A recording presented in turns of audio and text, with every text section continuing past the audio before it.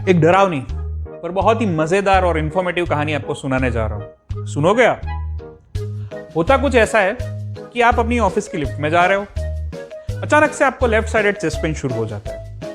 आप महसूस कर रहे हो कि आपकी धड़कनें भी तेज हो रही है, सांस लेने में आपको दिक्कतें आ रही है, बहुत ज्यादा पसीना आ रहा है, आपके हाथ पैर पानी पानी हो रहे हैं, ऑलमोस्ट गिरने वाली फीलिंग आ रही है।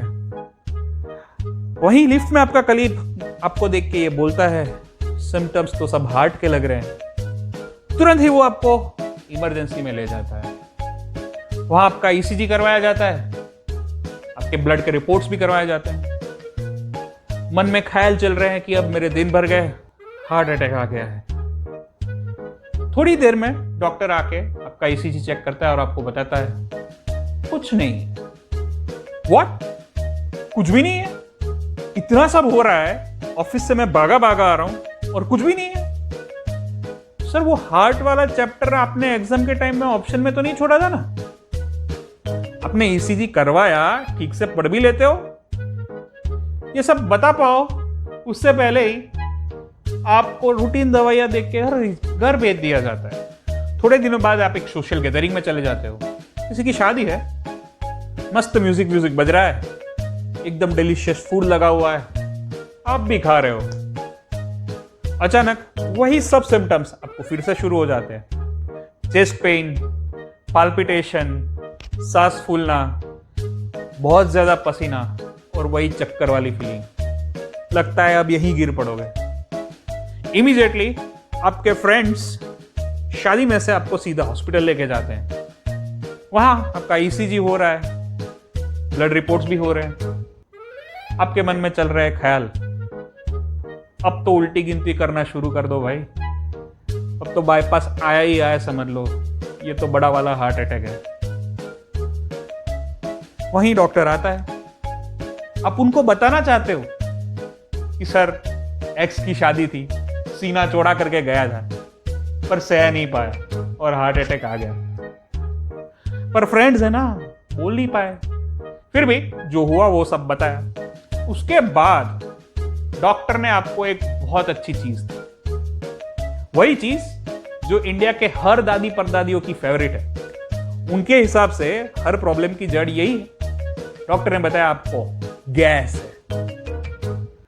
आप सोचने लगते हो पक्का ये डोनेशन वाला डॉक्टर है। सुबह से आपने एक भी डकार नहीं खाई और ये बोल रहा है गैस है। फिर वही आपको रूटीन दवाइयां दी जाती है और आपको घर भेज दिया जाता है। अब यही सब चल रहा है। धीरे धीरे इसकी इंटेंसिटी बढ़ने लगती है, इसकी फ्रीक्वेंसी भी बढ़ने लगती है। अब कहीं पे भी कोई भी टाइम पे ये सब अटैक्स आपको आने लगते हैं। अब कहीं एक डॉक्टर ने आपको ये बता दिया कि भाई आपको स्ट्रेस लग रहा है, आप जाके साइकेट्रिस्ट को दिखा दीजिए। आप सोचते हो चलो भाई इतना किया है, साइकेट्रिस्ट को भी मिला दें।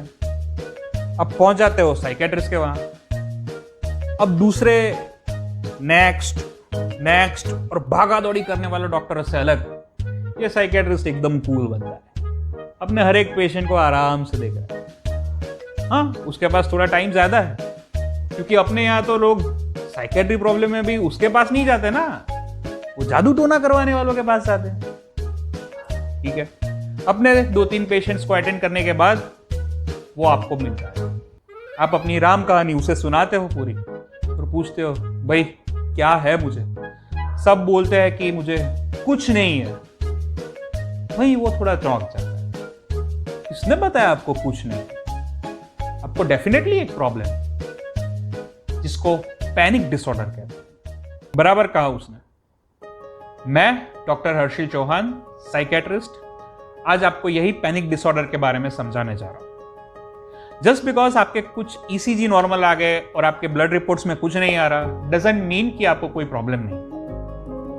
पैनिक डिसऑर्डर एक साइकेट्रिक प्रॉब्लम है, एंजाइटी डिसऑर्डर है, और दिमाग में कुछ रासायनिक बदलाव के कारण और कुछ सर्किट्स के एक्टिव हो जाने के कारण, इनफैक्ट ओवर एक्टिव हो जाने के कारण ये बीमारी आती है। अब समस्या ये है कि आपके नॉर्मल रिपोर्ट्स में और इवन सीटी स्कैन और एमआरआई में ये सब नहीं दिखता और लोग मान लेते हैं कि इनको कुछ नहीं, but no, that definitely is a problem. होता यह है कि कुछ डर पैदा करने वाली सिचुएशन में हमें एंग्शियस तो होते ही हैं, बट यहाँ पे यही सेप्किड्स के ओवर एक्टिव हो जाने के कारण नॉर्मल एकदम नॉन फियरसम एनवायरमेंट में भी हम पैनिक हो जाते हैं, एंग्शियस हो जाते हैं। वही हार्ट बीट तेज हो जाना, पसीना पसीना आना, लगता है कुछ हो जाएगा, मर जाओगे, यही सब वाली फीलिंग आती है। 2 अटैक के बीच में आपको यह भी डर रहता है कि कहीं मुझे ये अटैक फिर से ना आ जाए, जिसे हम एंटिसिपेटरी एंग्जाइटी बोलते हैं। और ये पैनिक डिसऑर्डर की एंग्जाइटी एकदम फ्री फ्लोटिंग होती, कहीं पे भी और कभी भी ये शुरू हो जाती। कभी कभी इसके साथ साथ अगोराफोबिया नाम की दूसरी एक बीमारी भी जुड़ी होती है, जिसमें लोगों को बंद जगहों का या भीड़ भाड़ वाली जगहों का डर रहता है। पर हाँ, ये सब चीजों का इलाज है, और डेफिनेटली पैनिक डिसऑर्डर का सबसे अच्छा इलाज आपको साइकियाट्रिस्ट के पास ही मिलेगा, पर उसके लिए आपको उसके वहां जाना पड़ेगा। तो अगर आपको ये सब दिक्कत है, go to your psychiatrist and choose happiness. Thank you. जय हिंद।